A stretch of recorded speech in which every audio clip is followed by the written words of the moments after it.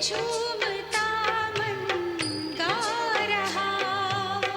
प्रभु मिलन की मस्तियों में झूमता मन गा रहा। ओम शांति। सभी बोलेंगे ओम शांति, ओम शांति। तो विशेष सभी माताएं बैठे हैं।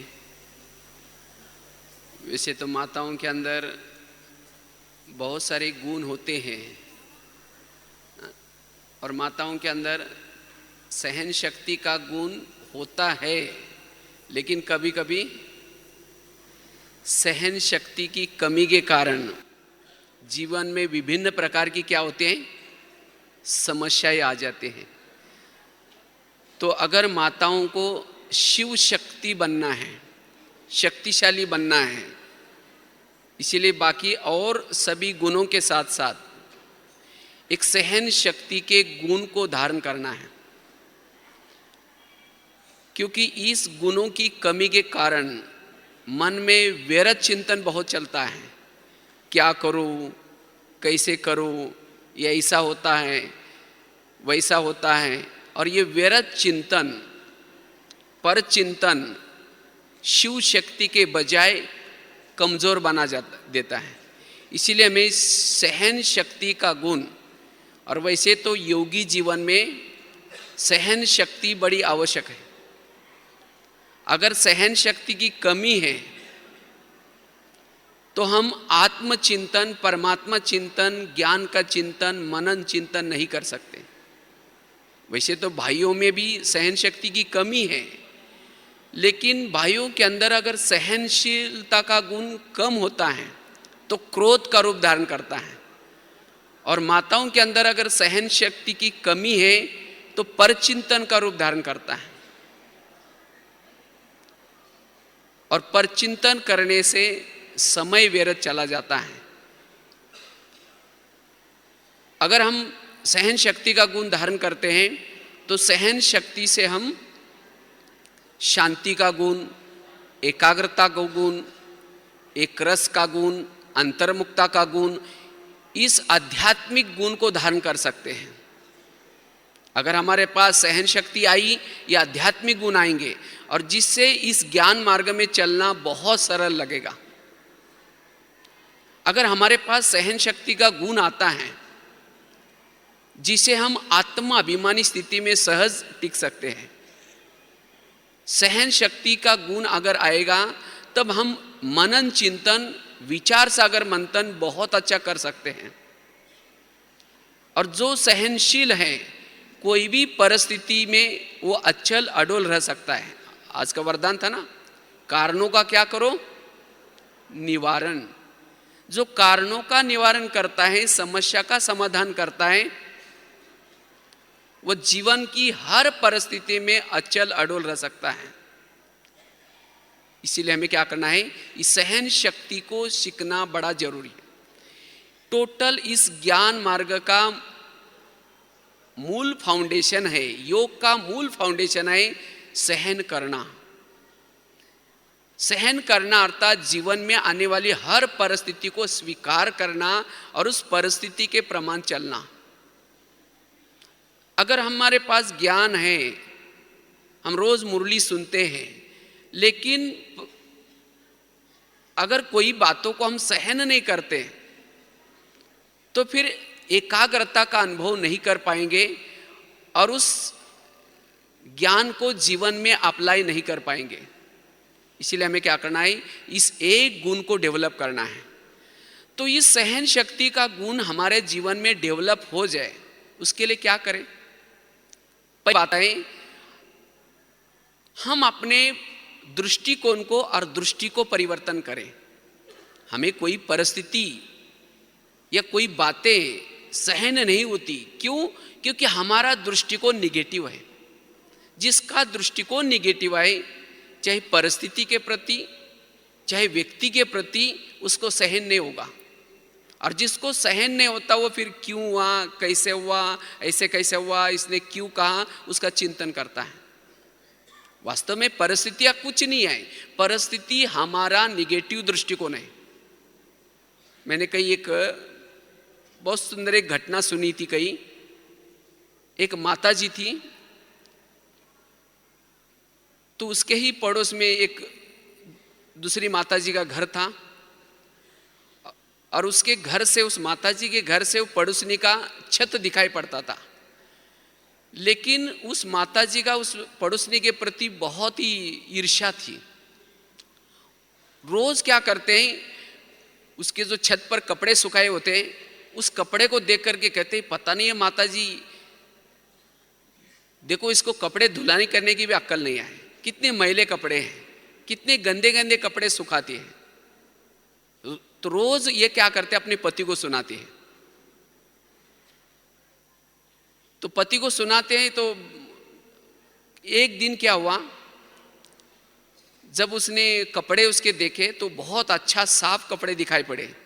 तो पति को कहते, पता नहीं आज इन्होंने कौन सा सर्फ यूज किया, कौन सा साबुन यूज किया, पता नहीं आज कपड़े कितने साफ स्वच्छ हैं।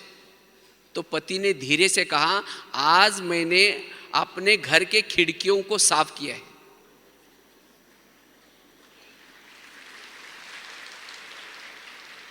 मतलब समझा? रोज वास्तव में वो पड़ोसनी माताजी रोज कपड़े अच्छे धुलाई करती थी, लेकिन वो उसको कपड़े गंदे क्यों दिखते थे? क्योंकि उसके खुद के खिड़की के दरवाजे तो उसके ऊपर धूल लगी थी। जब उसने धूल साफ की तो कपड़े क्या दिखने लगे? साफ। इसी तरह अगर मुझे किसी की बुराई नजर आती है, कोई परिस्थिति बुरी नजर आती है, इसका मतलब मेरे आंखों के ऊपर व्यर्थ बातों का, व्यर्थ दृष्टिकोण का धूल लगी है, और जिसके कारण दूसरा व्यक्ति कैसा नजर आता है? बुरा नजर आता है। और फिर उस बुराई को लेकर के हम दूसरों को सुनाते हैं, उसका समय भी खराब किया, अपना समय भी खराब किया। इसीलिए क्या करना पड़ेगा? अपने दृष्टिकोण को साफ करना पड़ेगा। अपना दृष्टिकोण हर व्यक्ति के प्रति स्वच्छ बनाने की आवश्यकता है। तो जिसने दृष्टिकोण को स्वच्छ बनाया, हर व्यक्ति के प्रति अपने दृष्टि को स्वच्छ बनाया, उसके जीवन में हर परिस्थिति को सहन करने की ताकत आ सकती है। उसके मन के अंदर का निगेटिव खत्म हो सकता है। इस सीजन की बाबा की जितनी भी मुरलियां चल रहे, व्यर्थ को खत्म करो, समय रूपी खजाना बचाओ, संकल्प को बचाओ। लेकिन आज हमारे संकल्प व्यर्थ जाते हैं, समय व्यर्थ जाता है। उसका कारण है हमारा दृष्टिकोण निगेटिव। तो निगेटिव दृष्टिकोण को पॉजिटिव बनाने की बड़ी आवश्यकता है।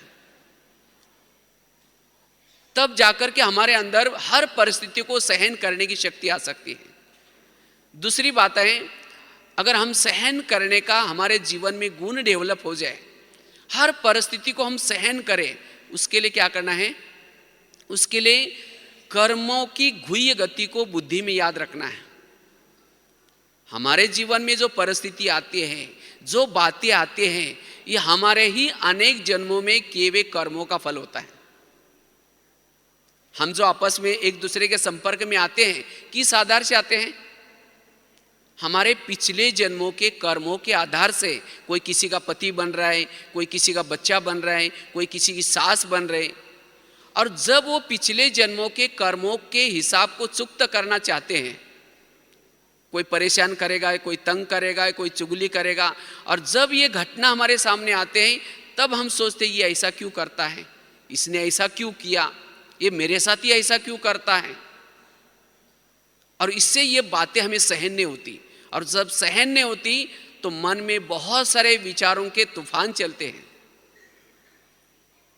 फिर ऐसी आत्मा क्या करेगी? ना आत्मचिंतन कर सकते हैं, ना योग लगा सकते हैं। योग में माया आते, मैंने कोई राक्षस आकर के नहीं लाता। योग की माया क्या है? सारा दिन किसी ने कुछ बोला, कुछ कहा, कुछ इंसल्ट किया, वही बातें योग में बैठेंगे तो याद आएगी, तो योग की एकाग्रता भंग हो गई। इसीलिए हमें क्या करना है? इस कर्मों की गुह्य गति को बुद्धि में रखना है। जो भी मेरे सामने परिस्थिति आ रहे हैं ये मेरे ही कोई कर्मों का फल है, इसीलिए मुझे क्या करना है, उसको सहन करना है, उसका सामना करना है, उसके बारे में सोचना नहीं। तब जाकर के सहन शक्ति का गुण डेवलप होगा। तीसरी बात है, अगर हमारे पास सहन शक्ति आए, परिस्थिति के विचार ना चले, उसके लिए क्या करना है, मेरे को तेरे में बदलना है। बाबा ने कहा ना पिछले मुरली में, मेरे को क्या करो, तेरे में। आज कोई भी परिस्थिति आते हैं, परिस्थिति बड़ी क्यों लगती है, हम उसके बारे में सोचते हैं, ये क्यों हुआ, कैसे हुआ। अगर मन से सोचेंगे नहीं तो परिस्थिति खत्म हो जाएगी। जब मन में सोच सोच करके वो परिस्थिति को पहाड़ बनाते हैं, क्योंकि सोचने से हमारा देह भान आता है, और जब देह भान आता है वो बातें बड़ी बड़ी नजर आती है, और जब हम उस बातों को सोचेंगे नहीं तब हमारी निराकारी स्थिति रहती है, और जब निराकारी स्थिति से उस बातों को देखेंगे वो बातें कुछ नहीं होती। इसीलिए हमें क्या करना है, कोई भी बातों के बारे में सोचना नहीं। मेरा काम है प्रभु का चिंतन करना, सकारात्मक चिंतन करना, और प्रभु का काम है भक्तों के जीवन में, बच्चों के जीवन में जो समस्या आई उससे उसका कल्याण करके दिखाना। अगर कोई भी परिस्थिति के बारे में हम सोचते हैं, इसका मतलब प्रभु के ऊपर मेरा विश्वास नहीं है, वो बैठा है। कोई भी परिस्थिति, अगर आपके लिए कोई खड्डा खोदता है, आपकी कोई बुराई करता है, उसी खड्डे से वो आपका कल्याण करके दिखाएगा। लेकिन कब, जब आप उस परिस्थिति में उसके ऊपर विश्वास रखेंगे, उसी समय भी आप आत्मचिंतन, परमात्मा चिंतन और बाबा का चिंतन करेंगे तब। इसीलिए मैं परिस्थिति के बारे में नहीं सोचना है। अगर परिस्थिति के बारे में सोचा मतलब उस बाबा के ऊपर आपका विश्वास नहीं है, उसके ऊपर भरोसा नहीं है, तब वो परिस्थिति, हमें परिस्थिति महसूस नहीं होगी लेकिन कुछ दे के चली जाएगी। तब हमारे अंदर ये सहन शक्ति का गुण आएगा, और तब परिस्थिति क्रिएट करने वालों के प्रति आपकी दुआएं निकलेगी। लेकिन कभी कभी क्या होता है, जब किसी की बातों को हम सहन नहीं करते तो उसके प्रति हमारा दृष्टिकोण और निगेटिव बनता है, उसको हम बद्दुआएं देते हैं, उसके अवगुण देखते हैं, उसे किनारा करते हैं। ये कोई परिस्थिति का कारण निवारण नहीं है, वो और परिस्थिति को ज्यादा क्रिएट कर रहे हैं। इसीलिए हमें क्या करना है, उस परिस्थितियों में हमें अचल अडोल रहना है, और उसी समय भी आत्मचिंतन, परमात्मा चिंतन करना है। तब हमारे अंदर ये गुण डेवलप होगा। सहन करना ऊपर से कड़वा है, लेकिन इसके परिणाम बड़े अच्छे हैं। परिस्थिति को सहन न करना, उस समय उतावले होना, किसी को अपशब्द बोलना, वो शुरू में बड़ा मीठा है लेकिन इसके परिणाम बड़े कड़वे हैं। इसीलिए हमें क्या करना है, इस सहन शक्ति के गुण को हमें इस ज्ञान मार्ग में क्या करना है, डेवलप करके चलना है। तब जाकर के ज्ञान हमें बड़ा अच्छा लगेगा, और सहन करने से हमारे संकल्प का खजाना बच जाएगा, और जिसे हम शिव शक्ति का रूप धारण कर सकते हैं, जिसे सदा ही हम कंबाइंड स्वरूप बन सकते हैं। आज शिव बाबा से हम दूर क्यों चले जाते हैं? जब परिस्थिति के बारे में सोचते हैं, बातों के बारे में सोचते हैं, तो कंबाइंड के बजाय अलग हो जाते हैं, और जब अलग हो जाते हैं तो माया फिर और हमारे पर वार करते हैं। तो इसीलिए अगर माताओं को शिव शक्ति बनना है सबको शिव शक्ति, तो शिव शक्ति बनना है तो हमें इस जन्म में, एक छोटे से जीवन में अगर थोड़ा सा सहन करेंगे, उसकी प्राप्तियां बहुत सारी ज्यादा है। कई सोचते हैं हमें सहन करना है, क्या मुझे ही मरना है, मुझे कब तक सहन करना है? और जितना सहन करेंगे उतना हमारा पद ऊंचा होगा। वास्तव में भाग्यशाली आत्मा वो है जिनके जीवन में समस्या और विघ्न ज्यादा आते हैं। इसीलिए बाबा कहते हैं ना, बांधिली माताओं का योग मेरे से बहुत ज्यादा होता है। क्यों? क्योंकि बांधिली माताओं को जब समस्या आते, परिस्थिति आते, उनको कौन याद आता है? बाबा याद आता है। और जिसको कोई समस्या नहीं आती, कोई तंग नहीं करता, परेशान नहीं करता, उसका योग पति से लगा है। मेरा पति बहुत अच्छा है, कभी तंग नहीं करता। इसीलिए बाबा कहते हैं बच्चे विघ्नों से कभी भी घबराओ नहीं। विघ्न और परिस्थितियां हमें उपराम बनाती हैं।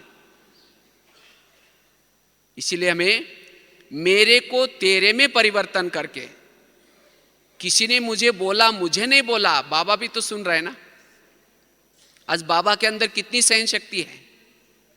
तो ऐसे हमें क्या करना है, इस सहन शक्ति को धारण करना है ताकि शिव शक्ति बन सकते हैं। और सहन करने वाला सहनशाह बन सकता है, बड़ा बन सकता है।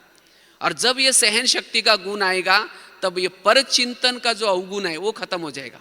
तो जो बातें सहन नहीं हुई, हम पड़ोसी में जाएंगे, हाँ कहेंगे देखो मेरे पति ने ऐसा बोला वैसा बोला, वो भी कहेगी क्या मुझे भी ऐसा ही बोलता है। तो वो अपनी सुना रहे, वो अपनी सुना रहे, और जिसके कारण संगम युग का समय चला गया, संगम युग के स्वाद चले गए, संकल्प चले गए। और फिर ऐसी कमजोर आत्मा योग में परमधाम में उड़ नहीं सकती। जो सारा दिन जितना संकल्प विकल्प ज्यादा चलाता है, निगेटिव ज्यादा सोचता है, फिर योग में बैठ करके लंबा समय तक हम सोमानों में नहीं रह सकते, एकाग्र नहीं रह सकते। फिर कभी कभी क्या कहेंगे, पता नहीं मेरा मन परमधाम में टिकता ही नहीं, मेरा मन परमधाम में लगता ही नहीं। क्यों नहीं लगता? क्योंकि सारा दिन की छोटी छोटी परिस्थितियों की बातें मुझे सहन नहीं हुई। इसके कारण फिर योग का अच्छा अनुभव नहीं होता। इसीलिए अब थोड़ा सा संगम का थोड़ा सा समय है, जो अभी हमारे अनेक जन्मों में जो भी एक दूसरे के साथ जो हिसाब किताब है, वो हिसाब किताब हमें चुक्त करना है। और हिसाब किताब चुक्त करने के बिना कोई भी परमधाम में नहीं जा सकता। इसीलिए हमें एक तो पहली बात बताई, अपने दृष्टिकोण को बदलना है। दूसरी बात बताई, सहन करने के लिए हमें निगेटिव बातों को पॉजिटिव में लाना है। जितना निगेटिव बातों को पॉजिटिव में लाएंगे उतना हमारे अंदर सहन शक्ति का गुण डेवलप होगा। लास्ट में एक बात सुना करके पूरा करते हैं, कैसे निगेटिव को पॉजिटिव में लाए। समझो कोई गाली देता है तो उस गाली को क्या समझो, ये गुलाब का फूल डाल दिया। जो संगम युग में गाली देगा वही आपके ऊपर गुलाब का फूल डालेगा। जो आपका इंसल्ट करेगा, आपका परचिंतन करेगा, वही आपका भगत बन जाएगा। इसलिए इस बातों को सहन करना है। कहते एक महाराष्ट्र में एक संत थे जिनका नाम था संत तुकाराम महाराज। बहुत भक्ति करते थे, तो गली के लोगों ने उसको भक्ति करने के लिए मना किया, तभी इसने नहीं छोड़ा। तो एक दिन सभी लोगों ने पकड़ करके उस संत के गले में सब्जी की माला पहना दी, बैंगन टमाटर आलू मटर सभी सब्जियां, और मुंह काला करके उसके बाल उतार दिए। और उस संत को एक गधे पर बिठाया और उसको गली गली में घुमाया। इतना भी नहीं छोड़ा, जहां उनकी पत्नी रहती थी वहां तक लाया, और पत्नी को घर से बुला कर कहा इनको हमने बहुत समझाया लेकिन नहीं माना, इसीलिए ऐसा किया। जब उसकी पत्नी देखती मेरे पति को ऐसा किया, उसको सहन नहीं होता, वो सबको गाली देते हैं जिन लोगों ने ऐसा किया था। जब गाली देते, संत तुकाराम महाराज अपनी सब्जी की माला दिखा करके कहते हैं इनको गाली क्यों दे रहे हैं, ये लोगों ने अपने लिए 8 दिन के लिए सब्जी ला कर दी है। और कहा कि इनको गाली क्यों देते हैं, मैंने बहुत दिनों से अपना गांव नहीं देखा था, ये लोगों ने मुझे गांव गांव का घर घर घुमा के लाया है, इनको गाली मत देना। और कहा कि इनको गाली क्यों दे रहे हैं, मेरे सिर में तो फोड़े हो रहे थे, ये लोगों ने बाल उतर करके हल्दी लगा औषध किया। और कहा इनको गाली क्यों दे रहे हैं, मेरी जब शादी हुई थी उस समय बारात नहीं निकली थी, आज ये लोगों ने पूरी गांव में क्या निकाली, बारात। इसको कहते जीवन जीने की कला। विपरीत परिस्थितियों में भी हमें क्या करना है, पॉजिटिव दृष्टिकोण अपनाना है। तो इसीलिए यही समझो कि मुझे तो पति तो बहुत मिले, सतयुग में भी मिला, त्रेता भी में मिला, द्वापर में मिला, लेकिन इस जन्म का जो पति है इसके कारण मेरा कितना बड़ा भाग्य बना है। वो सतयुग का जो पति था उसके सिर पर सोने का मुकुट था, घर में बहुत सारी संपत्ति थी, घर के सामने पुष्पक विमान था, लेकिन उस पति के कारण बाबा मिला। किसके कारण बाबा मिला है, इसी पति के कारण बाबा मिला। सतयुग में भी पड़ोसी थे, त्रेता में भी थे, लेकिन इस पड़ोसी के कारण बाबा मिला। तो इसीलिए इन लोगों के प्रति आपका दृष्टिकोण क्या बन जाए, पॉजिटिव। तब इनके साथ रहना बहुत अच्छा लगेगा। और तब जाकर के इनको आप दुआएं दे सकेंगे। लेकिन कभी कभी हमारे अंदर सहन नहीं होता तो क्या करते, उंगली तोड़ के कहेंगे इसका सत्यानाश हो गया। गुस्सा आता है ना, सहन नहीं होता तो गुस्सा आता है, बाथरूम में जाकर के रोएंगे या कई आंखों के आंसू भी बहेंगे। लेकिन नहीं, कोई देवी का मंदिर में मूर्ति होते हैं, उसका हाथ कैसा होता है, वरदानी हाथ होता है, मुस्कुराता चेहरा होता है। उसको जाकर के कोई गाली देंगे तो उस समय वरदानी हाथ के बजाय नीचे होता है, चेहरा पीछे करते हैं। उसको गाली देंगे तो भी वरदान देते हैं। तो हम तो चैतन्य में देवी हैं।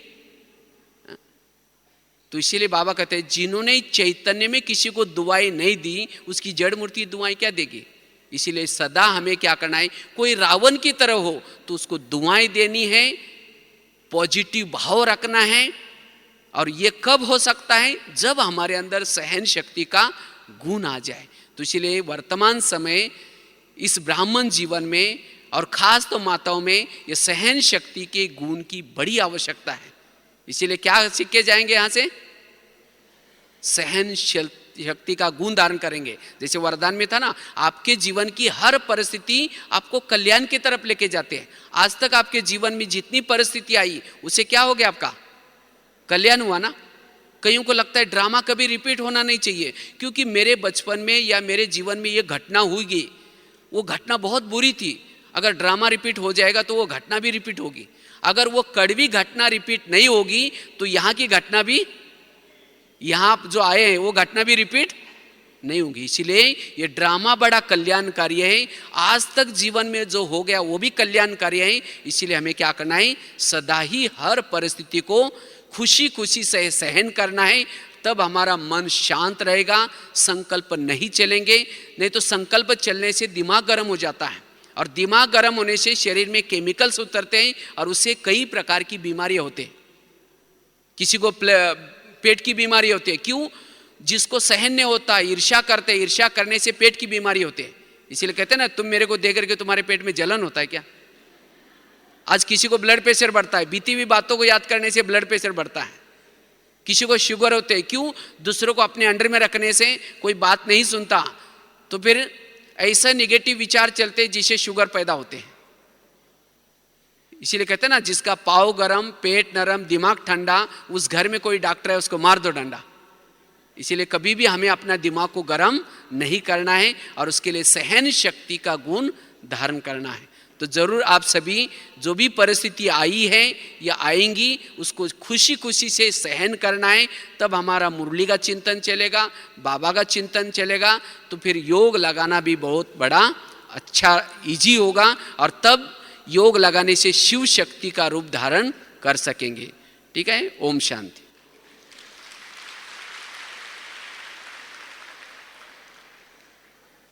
जन जन का कल्याण करे तू, शिव की शक्ति है नारी। जन जन का कल्याण